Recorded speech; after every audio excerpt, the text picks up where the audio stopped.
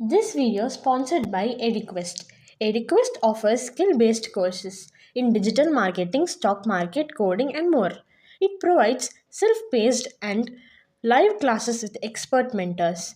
Gamified learning helps students practice with real-world projects. Courses are available in Tamil and English.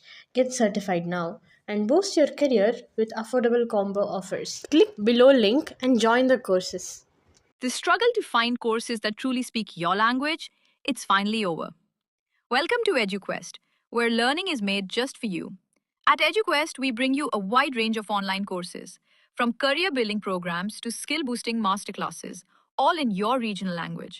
Because we believe language should never be a barrier to success. Our courses are tailor made after understanding what today's learners really need. So why wait? Start learning the smarter, simpler way only with EduQuest. Visit eduquest.courses and explore your next course today. And hey, don't miss out on our exciting offers and promotions. Hi friends வணக்கம் and welcome to our channel. இன்றைக்கி நம்மளோட சேனலில் என்ன பார்க்க போகிறோம் அப்படின்னா ஊர்லேருந்து கொடுத்து விட்ட பொருட்கள் எல்லாம் வந்துட்டு எப்படி நம்ம வந்து ரொம்ப நாள் ஸ்டோர் பண்ணி வைக்கலாம் அப்படின்ற ஒரு சின்ன ஐடியா தான் உங்களுக்கு நான் கொடுக்க போகிறேன். என்னென்னா அம்மா ஊர்லேருந்து நிறையா வந்து பயறு, அப்புறம் இஞ்சி, பூண்டு, கருவாடு இந்த மாதிரி ஐட்டம்ஸ்லாம் நிறையா கொடுத்து விட்ருந்தாங்க. அதை எப்படி வந்து நம்ம எடுத்து ஸ்டோர் பண்ணி வச்சுக்கிட்டோம் அப்படின்னா ரொம்ப நாள் அதை வந்து நம்ம கெட்டு போகாமல் யூஸ் பண்ணலாம் அப்படின்றத பார்க்கலாம். ஃபஸ்ட்டு நான் வந்து இஞ்சி பூண்டு பேஸ்ட் வந்து அரைச்சி எடுத்து வச்சிடுறேன். இப்போ நம்ம இஞ்சி பூண்டு பேஸ்ட் அரைக்கிறோம் அப்படின்னா, அதில் வந்து தண்ணி ஊத்தி எப்பயுமே நம்ம அரைக்கக்கூடாது. தண்ணி ஊத்தி அரைச்சோம் அப்படின்னா, ரொம்ப நாள் வந்து அத வந்து நம்ம ஸ்டோர் பண்ண முடியாது.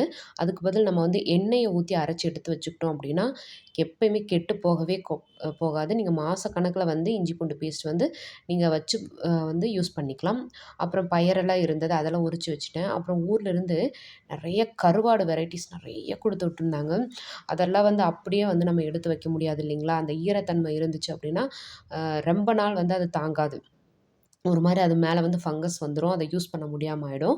அதனால வந்து 2 நாள் நல்லா வெயில்ல போட்டு, நல்லா காய வச்சு எடுத்து, அத வந்து பாக்ஸ் போட்டு நம்ம நல்லா க்ளோஸ் பண்ணி வச்சுட்டேன். அது மட்டும் இல்லாம அத வெளிய வச்சோம்னு வச்சுக்கோங்களேன், எறும்பு வரும்.